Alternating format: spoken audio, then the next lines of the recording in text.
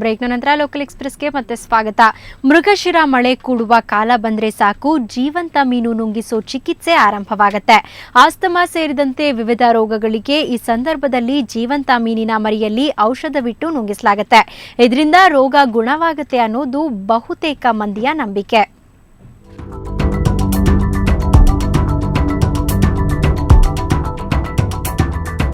ಹೀಗೆ ಮೀನಿನ ಮರಿಯಲ್ಲಿ ಔಷಧಿ ಇಟ್ಟು ಜೀವಂತ ಮೀನನ್ನೇ ನುಂಗಿಸೋದು ಅಸ್ತಮಾ ಚಿಕಿತ್ಸೆಗಾಗಿ. ಇದನ್ನ ಯಾವಾಗ ಬೇಕಾದರೂ ನುಂಗಿಸುವಂತಿಲ್ಲ. ಮೃಗಶಿರ ಮಳೆ ಕೂಡುವ ಸಂದರ್ಭದಲ್ಲಿ ಮಾತ್ರ ನುಂಗಿಸಬೇಕು.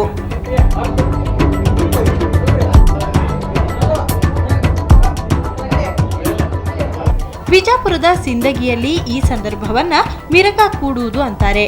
ಈ ಚಿಕಿತ್ಸೆ ಹಿನ್ನೆಲೆಯಲ್ಲಿ ಭಾವಿಕಟ್ಟಿ ಕ್ಲಿನಿಕ್ ಮುಂದೆ ಜನವೋ ಜನ. ಇಲ್ಲಿ ಕಳೆದ 51 ವರ್ಷಗಳಿಂದ ಈ ಚಿಕಿತ್ಸೆ ನೀಡಲಾಗ್ತಿದೆ. ನಮಗೆ ಕೆಮ್ಮು, ಕಫ, ದಮ್ಮು ಅನ್ನೋದು ನಿವಾರಣೆ ಆಕೈತಿ. ನಮಗೆ ಹಾಕ್ಸಿಂದವ್ರಿ, ನಮಗೆ ಅನುಕೂಲ ಆಯ್ತು. ಮತ್ತು 2ನೇ ವರ್ಷ ನಾವು ಬಂದಿದ್ದೇವೆ. 190ರಷ್ಟು ಗುಣವಾಗ್ತದೆ. ಆದರೆ ಈ ಮಿರುಗಿನ ಮಳೆ ಕೂಡಿದಾಗಲೇ ಅದನ್ನು ಕೊಡೋದು. ಡಾಕ್ಟರ್ MS ಭಾವಿಕಟ್ಟಿ ಅವರಿಂದ ಆರಂಭವಾದ ಈ ವಿಶೇಷ ಚಿಕಿತ್ಸೆಯನ್ನ ಅವರ ಕುಟುಂಬ ಸದಸ್ಯರು ಮುಂದುವರಿಸಿಕೊಂಡು ಬಂದಿದ್ದಾರೆ. ಕಳೆದ 40 ವರ್ಷಗಳಿಂದ ಇದನ್ನು ರೋಗಿಗಳಿಗೆ ಕೊಡ್ತಾ ಬಂದಿದ್ದೀವಿ. ಇದು ಮೊದಲಿಗೆ ನಮ್ಮ ಪೂಜ್ಯ ಅಜ್ಜನಾದರದ ದಿವಂಗತ ಡಾಕ್ಟರ್ MS ಭಾವಿಕಟ್ಟಿ ಅವರು ಇದನ್ನು ಪರಿಚಯ ಮಾಡಿಸಿದ್ರು ಸಿಂದಗಿಯಲ್ಲಿ. ಇದರ ಅನ್ವಯ ನಾವು ಪ್ರತಿ ಜೂನ್ 7 ಅಥವಾ 8ನೇ ತಾರೀಕಿಗೆ ಅದು ಇದ್ರ ಮುಹೂರ್ತ ಬರೋದ್ರಿಂದ ಆ ದಿವಸ ನಾವು ಫ್ರೀಯಾಗಿ ಮೆಡಿಸಿನ್ ಕೊಡ್ತಾ ಇದ್ದೀವಿ. ಈ ಔಷಧಿಗೆ ತನ್ನದೇ ಆದ ಪಥ್ಯ ಇದೆ. ಪಥ್ಯ ಮಾಡದಿದ್ರೆ ಔಷಧಿ ಸೇವಿಸಿದ್ದು ವೇಸ್ಟ್ ಆಗುತ್ತೆ. ಅಲ್ಲದೆ ಜೀವಂತ ಮೀನಿನ ಮರಿಗಳು ಕ್ಲಿನಿಕ್ ಬಳಿಯೇ ಮಾರಾಟವಾಗುತ್ತವೆ. ಒಂದೇ ದಿನದ ಈ ಚಿಕಿತ್ಸೆಗೆ ಮೀನು ಮಾರಾಟಗಾರರು ಒಂಥರ ಏಕ್ ದಿನ ಕಾ ಸುಲ್ತಾನ್ ಆಗಿರ್ತಾರೆ. 10 ರೂಪಾಯಿಗೆ ಒಂದು ಮೀನು ಮರಿಯನ್ನ ಮಾರ್ತಾರೆ. ಮೇನಾ ಮಾರ್ಲಾಕ ಬಂದೇವ್ರಿ. 10 ರೂಪಾಯಿಗೆ ಒಂದು ಮೇನಾ ಮಾರ್ತೇವ್ರಿ. ಬಾಯಿಕಟ್ಟಿ ಡಾಕ್ಟರ್ ದವಾಖಾನಿಗೆ ಬರ್ತೇವ್ರಿ. ನಾವು ವರ್ಷ ಬಾರ್ತೀವ್ರಿ. 30-40 ವರ್ಷ ಐತ್ರಿ ಮಾರ್ಲಾಕತ್ತೀವಿ. ಎಲ್ಲರಿಗೂ ಆರಾಮಾಗ್ಯದ್ರಿ. ಎಲ್ಲರೂ 3 ವರ್ಷ ನುಂಗ್ಬೇಕ್ರಿ. 3 ವರ್ಷ ಆದ್ಮೇಲೆ ಬಿಡ್ಬೇಕ್ರಿ. ಎಲ್ಲ ದಮ್ಮ ಕೆಮ್ಮ ಎಲ್ಲ ಹೋಗ್ತೈತ್ರಿ. ಈ ವಿಶಿಷ್ಟ ಚಿಕಿತ್ಸೆ ನಮ್ಮಲ್ಲಷ್ಟೇ ಅಲ್ಲ, ಹೊರ ರಾಜ್ಯಗಳಲ್ಲೂ ತುಂಬಾ ಫೇಮಸ್. ಇಲ್ಲಿಗೆ ಪಕ್ಕದ ರಾಜ್ಯಗಳಿಂದಲೂ ಜನ ಚಿಕಿತ್ಸೆಗೆ ಬರೋದು ವಿಶೇಷ. ರಾಜು ಪಾಟೀಲ್, ಸುವರ್ಣ ನ್ಯೂಸ್ 24/7, ವಿಜಾಪುರ. ಅಣ್ಣಾ ಹಜಾರೆ ಅವರ ಉಪವಾಸ ಸತ್ಯಾಗ್ರಹ ಅಂತ್ಯವಾಗಿದೆ.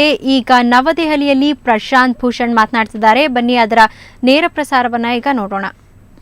I want to repeat, it was not in support of Baba Ramdev as such, but we respect everybody's right, including Baba Ramdev's right, which needs to be respected in any democratic society, to peacefully gather and protest against anything.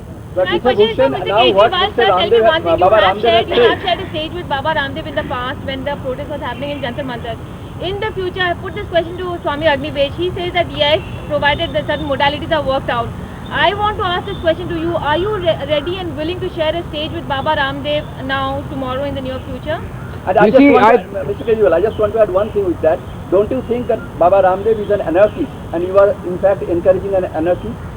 We are neither encouraging Baba Ramdev nor are we encouraging anarchy.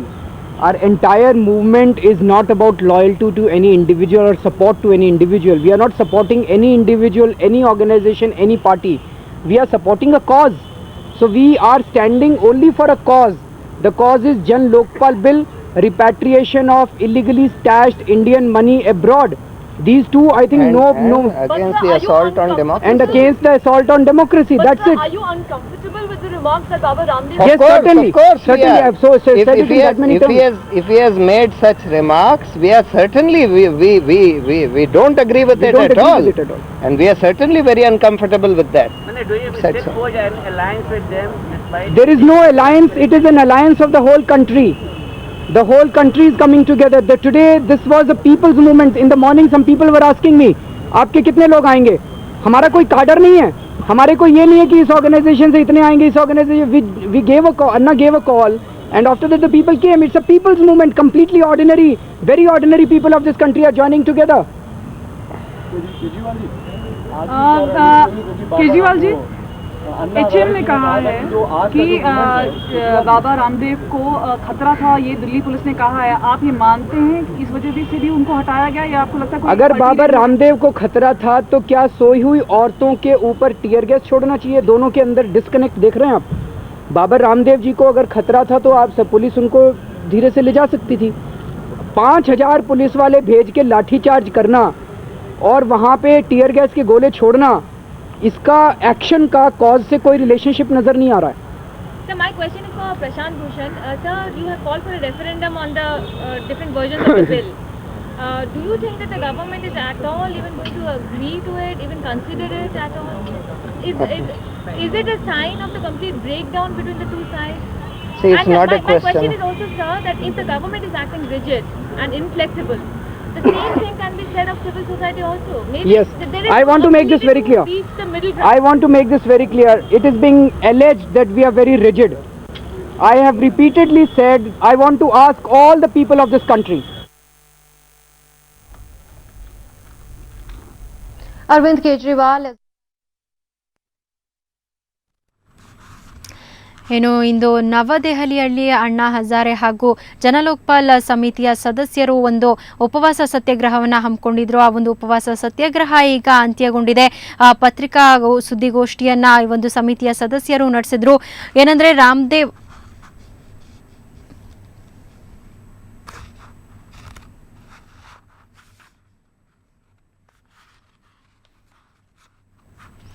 ನಿಮ್ಮ ನೆಚ್ಚಿನ ನಾಯಕ ನಾಯಕಿ ಚಿತ್ರ ಮತ್ತು ನಿರ್ದೇಶಕರನ್ನ ಜನರೇ ಆಯ್ಕೆ ಮಾಡುವ ಸುವರ್ಣ film award express ಇಂದು ಹುಬ್ಬಳ್ಳಿಗೆ ಆಗಮಿಸಿತ್ತು. ಚಿತ್ರನಾಯಕರ ಭಾವಚಿತ್ರಗಳನ್ನು ಹೊತ್ತು ಶಿವಮೊಗ್ಗದಿಂದ ಹುಬ್ಬಳ್ಳಿಗೆ ಆಗಮಿಸಿದ ವಾಹನವನ್ನ ಸಾರ್ವಜನಿಕರು ಮತ್ತು ಕಾಲೇಜು ವಿದ್ಯಾರ್ಥಿಗಳು ಅದ್ದೂರಿಯಾಗಿ ಬರಮಾಡಿಕೊಂಡ್ರು. ನಗರದ ಸಂಗೊಳ್ಳಿ ರಾಯಣ್ಣ ವೃತ್ತ ಮತ್ತು ಬಿವಿಬಿ ಕಾಲೇಜಿನ ಎದುರು ನಿಂತಿದ್ದ ವಾಹನದ ಮುಂದೆ ಸಾಲಾಗಿ ನಿಂತು ತಮ್ಮ ನೆಚ್ಚಿನ ನಟ ನಟಿ ನಿರ್ದೇಶಕ ಮತ್ತು ಚಿತ್ರಕ್ಕೆ ಟಿಕ್ ಮಾಡೋ ಮೂಲಕ ಮತ ಚಲಾಯಿಸಿದ್ರು. ಸುವರ್ಣ ಫಿಲ್ಮ್ ಅವಾರ್ಡ್ ಎಕ್ಸ್ಪ್ರೆಸ್ ಧಾರವಾಡಕ್ಕೂ ಭೇಟಿ ನೀಡಿತ್ತು.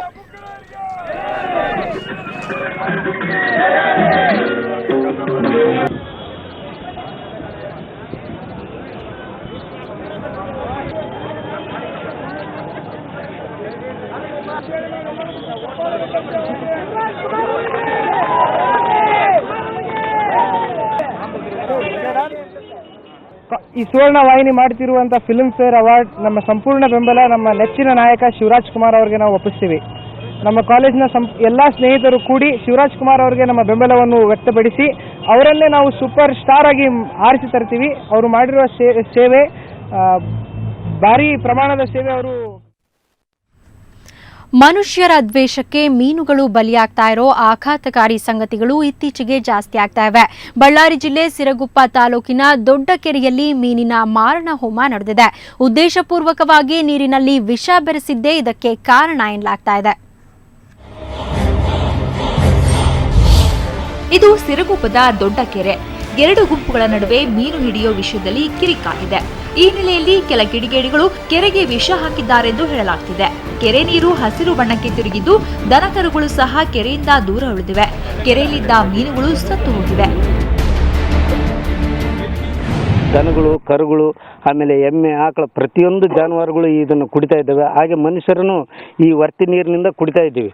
ಈ ವರ್ತಿ ನೀರು ಕುಡಿದ್ರೆ ಮನುಷ್ಯರಿಗೆ ಇದೇ ಎಫೆಕ್ಟ್ ಆಗಿದ್ರೆ ಅಥವಾ ದನಗಳಿಗೆ ಇದಾಗಿದ್ರೆ ಈ ತೊಂದರೆನ ಅನುಭವ ಯಾರು, ಇದಕ್ಕೆ ಕಾರಣ ಯಾರು? ಕೆರೆಗೆ ಯಾವ ರೀತಿ ವಿಷ ಬೆರೆತಿದೆ ಅಂತ ಪರೀಕ್ಷಿಸೋಕೆ ನೀರನ್ನ ಬೆಂಗಳೂರಿನ ಲ್ಯಾಬ್ಗೆ ಕಳುಹಿಸಲಾಗಿದೆ. ಕೆರೆಯಲ್ಲಿ ಮೀನುಗಳಲ್ಲದೆ ಹಾವು, ಕಪ್ಪೆ, ಏಡಿ ಸೇರಿದಂತೆ ಇನ್ನಿತರ ಜಲಚರ ಪ್ರಾಣಿಗಳು ಸಾವಿಗೀಡಾಗಿವೆ. ಎಲ್ಲರೂ ಯೂಸ್ ಮಾಡ್ತಕ್ಕಂಥ ಹಳ್ಳ ಇದು. ಈ ರೀತಿ ಪೊಲ್ಯೂಷನ್ ಆಗಿ ಭಾರಿ ಎಫೆಕ್ಟ್ ಆಗ್ಬಿಡತ್ತೆ. ಅದು ಏನಂಬುದು ಗೊತ್ತಾಗಿಲ್ಲ. ನಿನ್ನೆ ಯಾರೋ ಬಂದಿದ್ರು, ಅವ್ರು ಬಂದು ಯಾರೋ ಕೆಮಿಕಲ್ಸ್ ಹಾಕಿದ್ದಾರೆ ಅಂತ ಹೇಳ್ಬಿಟ್ರು. ಅದೇ ವೈಜ್ಞಾನಿಕ ಕಾರಣ ಕೊಟ್ಟು ಹೋಗ್ಬಿಟ್ರು. ಆದರೆ ಅದು ಸರಿಯಾದಂಥ ಮಾಹಿತಿ ಅಲ್ಲ ನಮಗೆ. ಇವಾಗ ನಾವೇನು ಯೂಸ್ ಮಾಡಿದರೆ ಮುಂದೆ ಏನಾಗುತ್ತೋ ಅಂತ ಗೊತ್ತಿಲ್ಲದೆ ಇವಾಗ ನೀರಿಗೆ ಅಷ್ಟು ಪರದಾಟ ಆಗ್ಬಿಡತ್ತೆ ನಮಗೆ. ಮನುಷ್ಯರ ದ್ವೇಷಕ್ಕೆ ಮೀನುಗಳ ಮಾರಣ ಹೋಮವಾಗಿರುವುದು ಮಾತ್ರ ದುರಂತವೇ ಸರಿ. ನರಸಿಂಹಮೂರ್ತಿ ಕುಲಕರ್ಣಿ, ಸುವರ್ಣ ನ್ಯೂಸ್ 24/7 ಬಳ್ಳಾರಿ.